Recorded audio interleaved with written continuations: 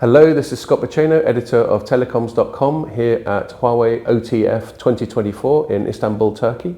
And I'm delighted to be speaking to George, who's the CEO of South African operator Cell C. So George, maybe we could start by you giving us a sort of broad introduction to Cell C and its operations and its strategy. Yeah, thanks Scott. Thanks for having me. Lovely to be here as well in Turkey. I think quite uniquely about Cell C in the South African market is that it's a business that's been recapitalized twice. It's been in existence for 22 years, was the last entrant to come into the market with two very strong dominant players, and lost its way a little bit. 44 billion has been written off, and as I said, recapped twice. We hold about 9 to 10% share. And now we're going through a significant transformation, and I've been at the helm for the last year and 3 months or so. And I think what we have is some really awesome ingredients to position ourselves differently and compete on the front foot with what really matters, which is the customer experience. And so we've approached it slightly differently, and we want to make sure that the delivery of traditional voice and megabytes is done at a high class with great quality, but at super affordable prices. But really how it's packaged and how we take this to market as one piece of the strategy has to be uniquely different. Otherwise, why would they come to us? So I think really exciting times for us going forward, but no doubt that there's a huge history behind us that we want to shake off. So perhaps we could drill down a little bit. You touched on user experience and network experience. Could you just tell us a little bit more about your strategy and solutions to ensure a high quality network experience for your customers? Yeah, absolutely. I think in the South African context, we would have had to spend somewhere around 35 to 40 billion in capex to get to the same levels of number one and number two operators, and probably 8 to 10 billion in capex every year thereafter, which wouldn't give us any guarantee of success. So we've chosen to go with a virtual radio access network on one of our partners. We've got our own spectrum band, so we use them for our own use, and also to other operators to use them, so we generate revenue from them. We have our own customer experience management tools, we have our own core billing system, etc. So for all intents and purposes, a full mobile network operator.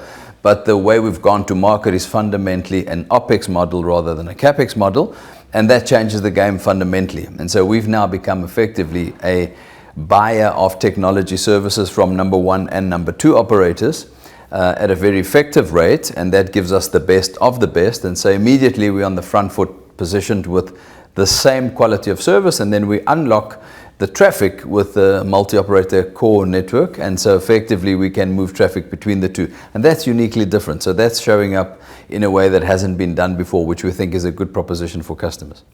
Yeah, that does seem really novel. I'm trying to get my head around it. There's sort of elements of MVNO, but obviously a lot more, and you have a lot more control. But talking about MVNOs, I think there are 17 of them in South Africa, and apparently you occupy 13 of them. So perhaps you could tell me a little bit more about how that's evolved and your experience in that area. Yeah, great. And I think MVNO strategy is a very deliberate, intentional thing from us.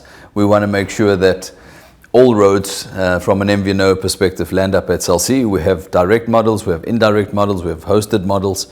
And so what we choose to do is we choose to host bigger partners, and we call them partners for a reason, because we genuinely partner in all aspects.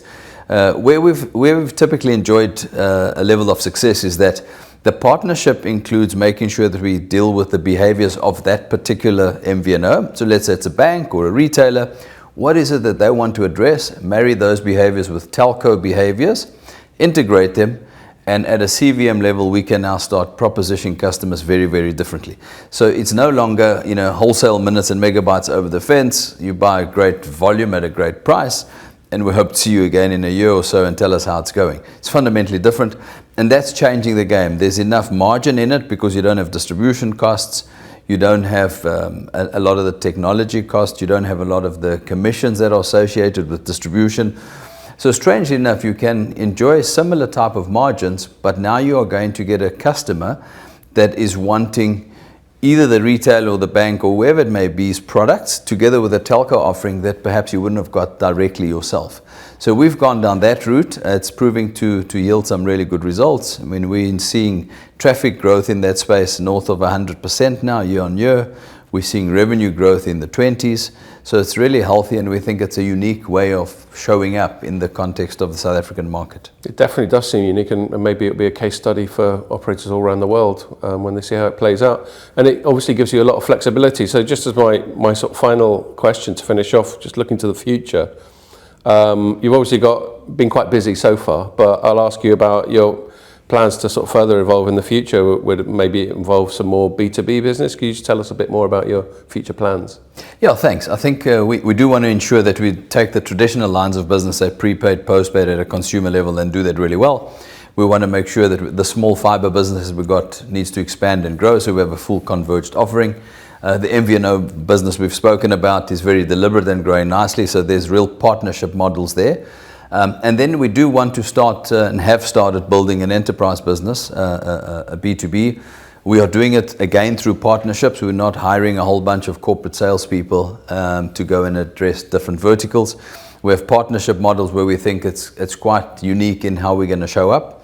And that started growing nicely. And I think what we really want to do is use the power of technology to say, what is it that makes all the difference? Mm-hmm. So I'm not so convinced that customers get really excited about, how a phone call is made or how a data connection is made. I think nowadays, more importantly, is do I get great value? Do I get the right prices, etc.? But do I get great service offering? What's the unique differentiator? What can we deliver in value add? And I see technology playing a big part in that. We've seen quite a lot in the showcasing here at this conference around what do platforms look like in the future that add real value to customers' lives. You can see financial services and fintech growing everywhere. You can see the convergence of all sorts of platforms. I think we need to get to a level of simplifying that for customers, so the technology can be very complicated and efficient and effective in the background, but it's got to be so seamless and so intuitive for customers. And if we get that right, and we want to do less but very well, as opposed to spreading ourselves thin and trying to get it all done, and we probably won't get most of it done properly. So that's kind of the approach.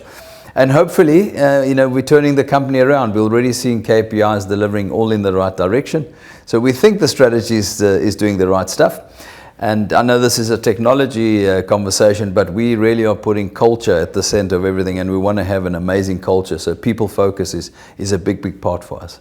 Yeah, and I think that's generally understood that with operators, that they can't really transform and evolve unless they start with their own internal culture. So that makes a lot of sense. Okay, well, that was fascinating. Thank you very much. Thank you. Really appreciate it. Thanks very much.